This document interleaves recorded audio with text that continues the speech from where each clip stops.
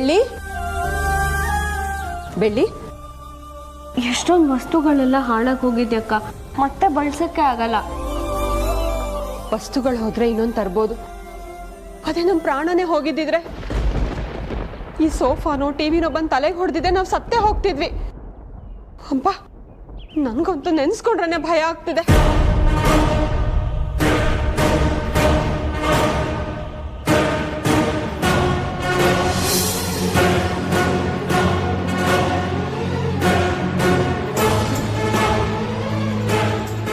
ಷಣ್ಮುಗಣ, ಈಗ ಹೇಗಿದ್ದೀರಾ? ಜಾಸ್ತಿ ಏಟಾಗಿಲ್ಲ ತಾನೆ? ಏನೂ ಆಗಿಲ್ಲ ತಂಗವ್ವ, ಚಿಕ್ಕ ಗಾಯ ಅಷ್ಟೇ. ನನ್ಗೋಸ್ಕರ ನೀವು ಎಷ್ಟೆಲ್ಲ ವ್ಯವಸ್ಥೆ ಮಾಡಿದ್ರಿ, ಆದ್ರೆ ಆ ಸಂಭ್ರಮ ಎಲ್ಲ ನಿಮ್ದು ನೋವು ಕಾರಣ ಆಗೋಯ್ತು. ಪರವಾಗಿಲ್ಲ ತಂಗವ್ವ, ಈ ಸಮಯದಲ್ಲಿ ನೀನು ಅಳಬಾರ್ದು, ಸುಮ್ಮನೆ ಇರು. ಮುತ್ತು, ಏನಾಗಿದೆ ಅಂತ ಡಾಕ್ಟರ್ ಏನು ಹೇಳಿದ್ರು? ಅಮ್ಮ, ಏನು ನಡೀತು ಅಂತ ಗೊತ್ತಾಗಲಿಲ್ಲ ನಿಜ, ಆದರೆ ಯಾರು ಮಾಡಿತು ಅಂತ ಗೊತ್ತಾಗಿದೆ. ಯಾರು ಮಾಡಿದ್ದು ಅಂತ ಗೊತ್ತಾಯ್ತಾ? ಯಾರು ಷಣ್ಮುಗಣ್ಣ? ಬೇರೆ ಯಾರೂ ಅಲ್ಲ, ಮಾಯ.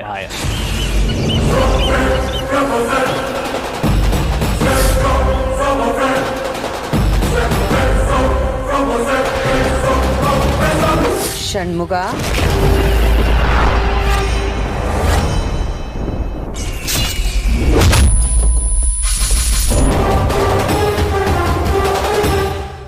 ಮಾಯಾನ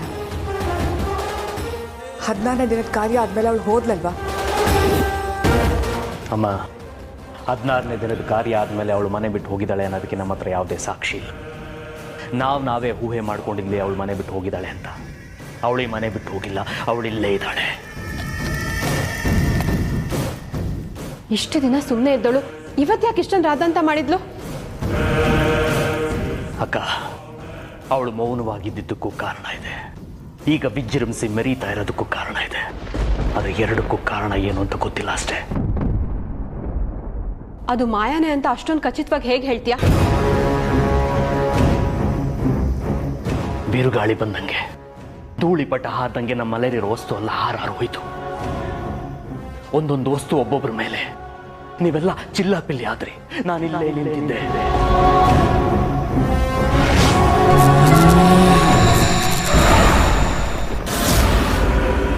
ಇಲ್ಲಿ ನಮ್ಮ ಶಕ್ತಿಗೆ ಮೀರಿದ ಅಂಶ ಇದೆ ಅನ್ನೋದನ್ನ ಗ್ರಹಿಸ್ತಾ ಇದ್ದೆ.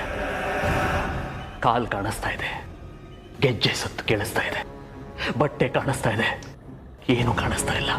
ಒಂದು ಭಯ, ಆತಂಕ ಹುಟ್ಟಿಸ್ತಾ ಇದೆ ನನ್ನ ಹತ್ರ, ಮಿಂಚು ತರ.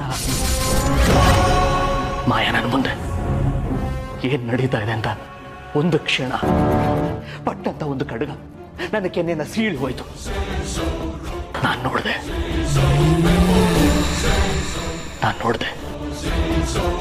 ಮಾಯನ್ ನೋಡಿದೆ, ಒಳ್ಳೆ ನೋಡಿದೆ.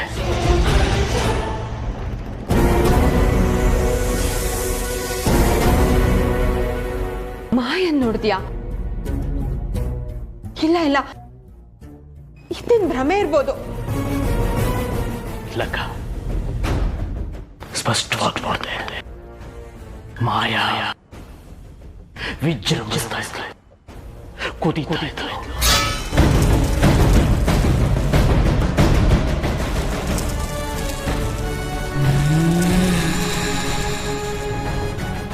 ಕಣ್ಣು ನೋಡಿದೆ ನಾನು.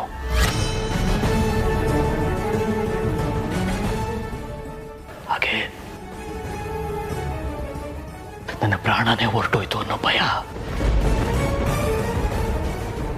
ಆಮೇಲೆ ಏನಾಯ್ತು ಅಂತ ಗೊತ್ತಿಲ್ಲ. ಮುತ್ತು ಬಂದು ಸ್ಟಾಪ್ ಇಟ್ ಅಂತ ಕಿರಿದಾಗ್ಲೇ ಎಲ್ಲ ಶಾಂತವಾಗಿತ್ತು. ನಾನು ನೋಡಿದೆ, ನೋಡಿದೆ.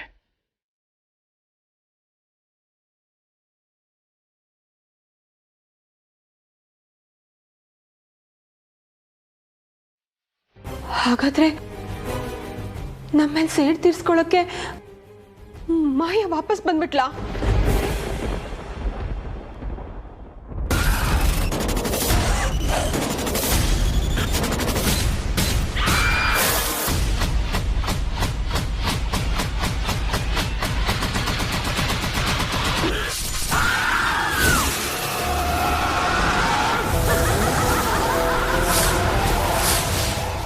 ಅಯ್ಯೋ ದೇವ್ರೆ, 16ನೇ ದಿನದ ಕಾರ್ಯ ಆದ್ಮೇಲೆ ಮಾಯಾ ನಮ್ಮ ಮನೆಯಿಂದ ಹೊರಟೋದ್ಲು ಅಂತ ಎಷ್ಟೊಂದು ಖುಷಿಯಾಗಿದ್ವಿ. ಆದ್ರೆ ಅವಳು ಮತ್ತೆ ವಾಪಸ್ ಬಂದಿದ್ದಾಳೆ. ಇವತ್ತು ಅವಳು ಮಾಡಿದ್ರೆ ಅದ ಅಂತ ನೋಡಿದ್ಮೇಲೆ ಅವಳು ಖಂಡಿತ ನಮ್ಮನ್ನ ಬಲಿ ಹಾಕದೆ ಸುಮ್ಮನೆ ಬಿಡಲ್ಲ. ನೀನ್ ಸ್ವಲ್ಪ ಸುಮ್ಮನೆ ಇರು ಶರ್ಮಿಳಾ.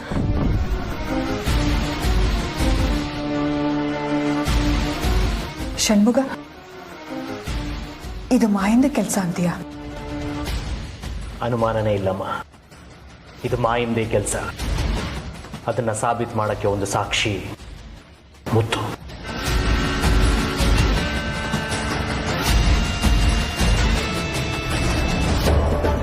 ಇಷ್ಟೆಲ್ಲ ಕೋಲಾಹಲ ಆದ್ರೂ ಮುತ್ತು ಸೇಫ್ ಆಗೇ ಇದ್ದ.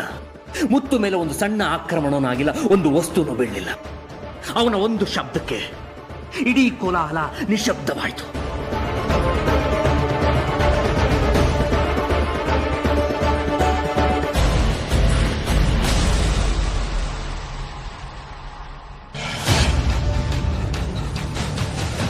ಇದೇ ಬೇರೆ ಶಕ್ತಿ ಆಗಿದ್ರೆ, ಮಾಯಾ ಅಲ್ಲದೆ ಬೇರೆ ಶಕ್ತಿ ಆಗಿದ್ರೆ ಮುತ್ತು ಮೇಲೂ ಆಕ್ರಮಣ ಆಗಿರೋದು. ಆಗಿಲ್ಲ. ಕಾರಣ ಮಾಯಾ. ಯಾಕೆಂದ್ರೆ ಮಾಯಾ ಮುತ್ತುನ ಪ್ರೀತಿಸ್ತಾಳೆ. ಅವನ ಮೇಲೆ ಅಭಿಮಾನ ಇನ್ನೂ ಇದೆ. ಅದಕ್ಕೆ ಅವನು ಒಂದು ಮಾತಿಗೆ ಇಡೀ ಸುಂಟರ ಗಾಳಿನೇ ನಿಶಬ್ದವಾಗಿತ್ತು.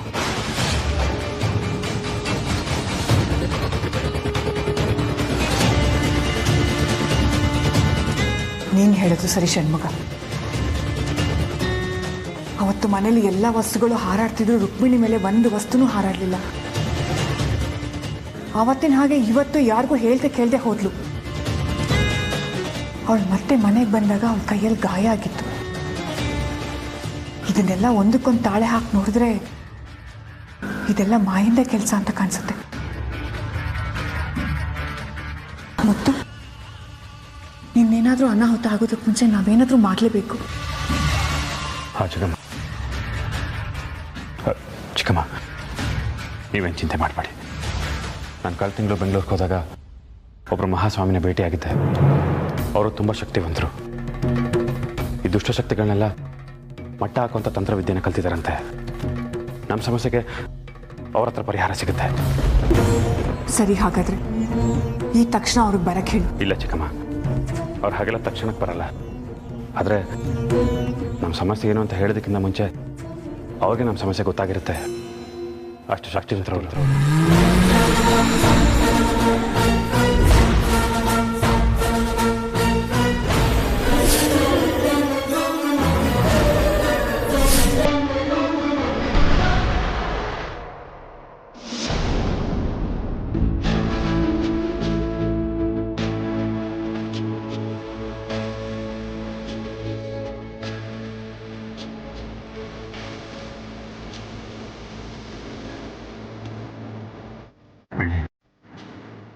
ಏನೇನು ಯೋಚನೆ ಮಾಡಬೇಡ.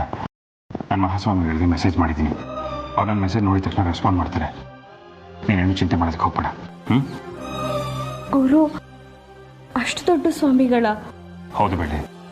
ಚಿಕ್ಕಮ್ಮ ಕೇಳಿದ ತಕ್ಷಣ ಮಾಯನ ಸಮಸ್ಯೆಗೆ ಪರಿಹಾರ ನೀಡೋದಕ್ಕೆ ಅವರೇ ಸರಿ ಅಂತ ಅನಿಸುತ್ತೆ.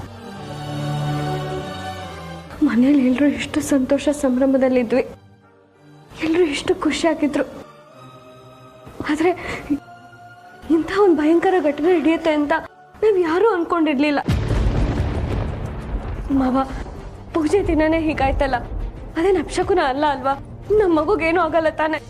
ಬೆಳಿ, ಆ ಥರ ಎಲ್ಲ ಏನೂ ಆಗಲ್ಲ.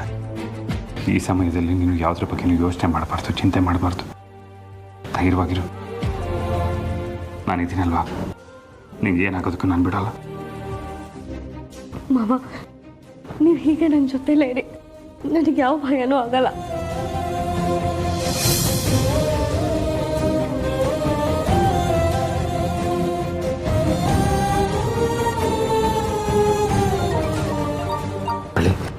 ಮಹಾಸ್ವಾಮಿಗಳಿಗೆ ಕಾಲ್ ಮಾಡ್ತಿದ್ದಾರೆ. ನಮಸ್ತೆ ಸ್ವಾಮೀಜಿ.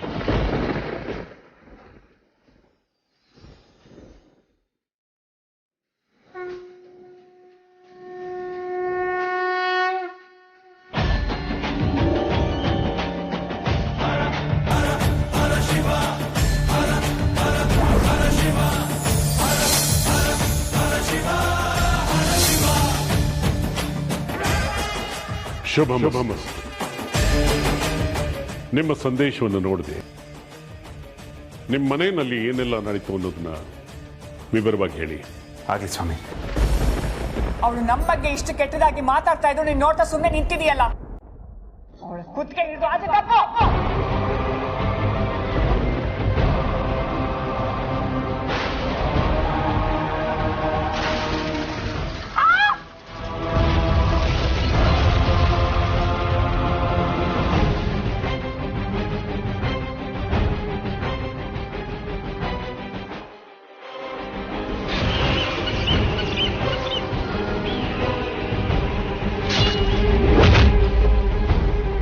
ಇಷ್ಟೆಲ್ಲ ಅನಾಹುತಾಯ್ತು ಸ್ವಾಮೀಜಿ. ನೀವೊಂದ್ಸಲ ಮನೆಗೆ ಬಂದರೆ ಚೆನ್ನಾಗಿರುತ್ತೆ. ಸದ್ಯಕ್ಕೆ ನಾನು ಅಲ್ಲಿ ಬರೋದಕ್ಕಾಗುವುದಿಲ್ಲ. ಯಾಕೆಂದ್ರೆ ನಾನು ಮಹಾಯಾಗದ ಸಂಕಲ್ಪ ಮಾಡಿದ್ದೀನಿ. ಇನ್ನೂ 3 ದಿವಸ ಆ ಕೆಲಸಗಳಿರುತ್ತೆ. ಅದನ್ನು ಬಿಟ್ಟು ಬರೋದಕ್ಕಾಗಲ್ಲ. ಹಾಗಾದ್ರೆ ಏನು ಮಾಡಿದ್ವಿ ಸ್ವಾಮೀಜಿ?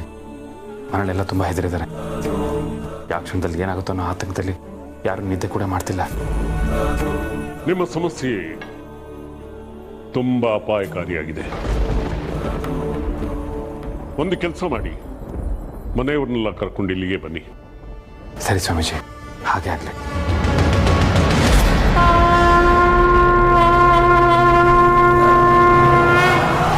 ಮಾವ, ಸ್ವಾಮೀಜಿಗಳು ಏನು ಹೇಳಿದ್ರು? ಬಳ್ಳಿ, ನಮ್ಮನ್ನೆಲ್ಲ ಅವ್ರ ಸನ್ನಿಧಿಗೆ ಬರೋದಕ್ಕೆ ಹೇಳಿದ್ದಾರೆ. ಎಲ್ರಿಗೂ ಹೇಳ್ಬಿಡ್ತೀನಿ, ನೀನು ಬಾ.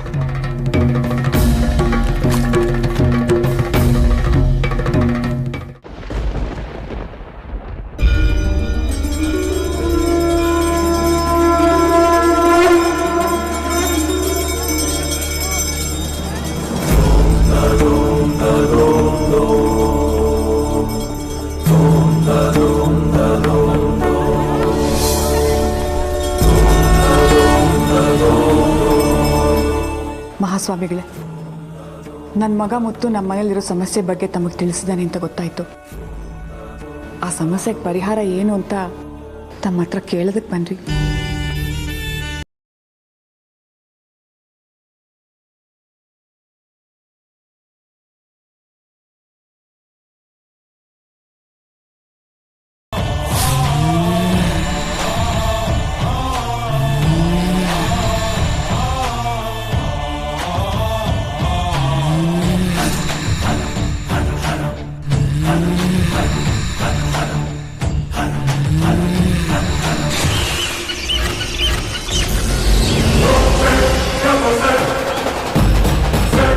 ಆ ಮಾಯಾ ಆತ್ಮ ಇನ್ನು ನಿಮ್ಮನೆಯಲ್ಲೇ ಇದೆ. ಅದರಿಂದ ನಿಮ್ಮನೆಯಲ್ಲಿ ಯಾವುದಾದ್ರೂ ಸಾವು ಸಂಭವಿಸಿದೆಯಾ?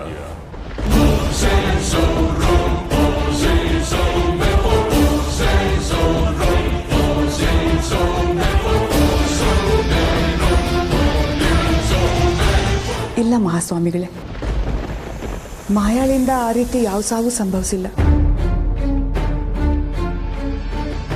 ಇಲ್ಲಿವರೆಗೂ ಯಾರು ಸತ್ತಿಲ್ಲ. ಸದ್ಯದಲ್ಲೇ ಆ ಮಾಯಾ ಆತ್ಮ ನಿಮ್ಮನೆಯಲ್ಲಿ ಒಬ್ಬರನ್ನ ಬಲಿ ತಗೊಳ್ಳುತ್ತೆ.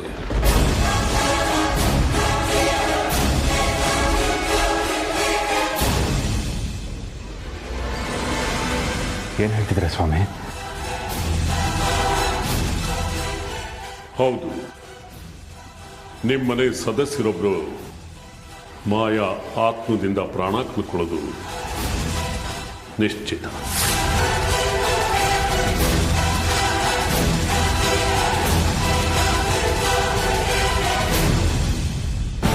ಹಾಗಾಗಬಾರ್ದು ಮಹಾಸ್ವಾಮಿಗಳೇ. ಆ ಆತ್ಮದಿಂದ ಯಾವುದೇ ಪ್ರಾಣಹಾನಿ ಆಗದೆ ಇರೋ ಹಾಗೆ ಏನಾದರೂ ಒಂದು ಪರಿಹಾರ ತಾವೇ ಸೂಚಿಸಬೇಕು.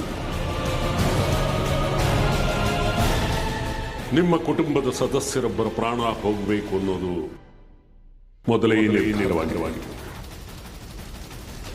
ಅದನ್ನು ಯಾರಿಂದನೂ ತಡೆಯೋದಕ್ಕೆ ಸಾಧ್ಯ ಇಲ್ಲ, ನನ್ನಿಂದನೂ ಸಹ.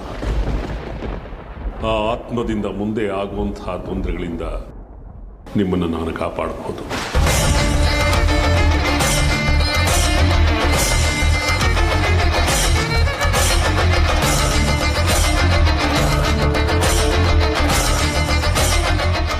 ಮಹಾಸ್ವಾಮಿಗಳೇ, ಯಾರ ಪ್ರಾಣ ಹೋಗುತ್ತೆ?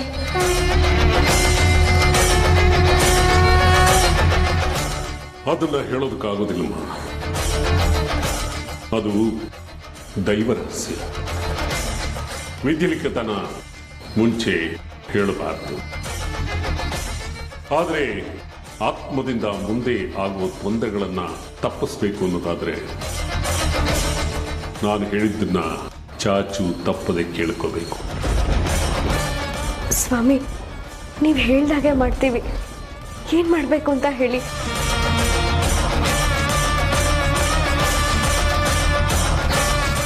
ಮೊದಲನೇ ಮನೆಯಲ್ಲಿ ಕಾಮಾಕ್ಷಿ ದೀಪವನ್ನು ಹಚ್ಚಿ ಅದು ಆರದೇ ನೋಡಿಕೊಳ್ಳಬೇಕು.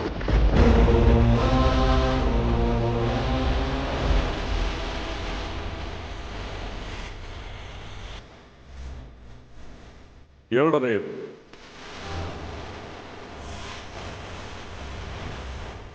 ಮಾಯಾಗೆ ಸಂಬಂಧಪಟ್ಟಂತಹ ಯಾವುದೇ ವಸ್ತುಗಳು ಮನೆಯಲ್ಲಿರಬಾರದು. ಬಟ್ಟೆ, ಚಪ್ಪಲಿ, ವಾಚು, ಕೋಟು ಏನೇ ಇದ್ರೂ ಸೊಟ್ಟು ಭಸ್ಮ ಮಾಡಿಕೊಳ್ಳಬೇಕು. ಮೂರನೆಯದು, ನಾನು ಮಹಾಪೂಜೆಯನ್ನು ಮಾಡಿ ಪೂಜೆಯಲ್ಲಿಟ್ಟಂತಹ ತೆಂಗಿನಕಾಯಿಯನ್ನ ನಿಮಗೆ ಕೊಡ್ತಾ ಇದ್ದೀನಿ. ಅದನ್ನ ಮನೆಯ ಮುಖದ್ವಾರದಲ್ಲಿ ಮೇಲ್ಗಡೆ ಕಟ್ಟಬೇಕು. ಯಾವುದೇ ಕಾರಣಕ್ಕೂ ತೆಂಗಿನಕಾಯಿ ಒಡೆಯಬಾರದು.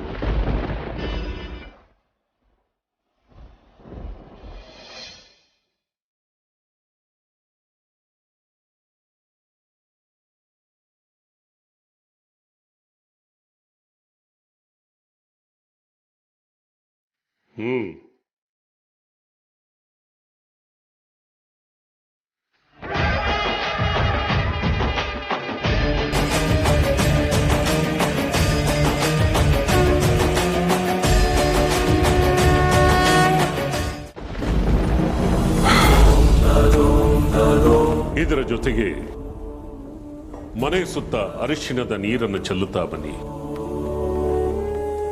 ನಾನು ಹೇಳಿದ್ದಿಷ್ಟನ್ನು ಮಾಡ್ತಾ ಬಂದ್ರೆ ಮುಂದೆ ಆತ್ಮದಿಂದ ನಿಮಗಾಗುವಂತಹ ತೊಂದರೆಗಳನ್ನು ತಪ್ಪಿಸ್ಕೋಬಹುದು.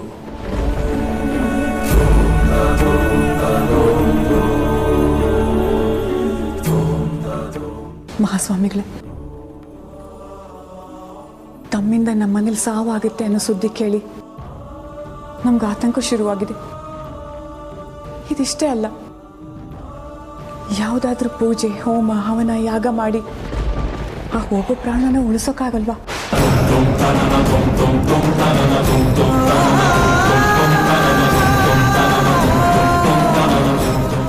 ಇಲ್ಲ ತಾಯಿ, ಇದು ನಡೆಯೋದು ಶತಸಿದ್ಧ.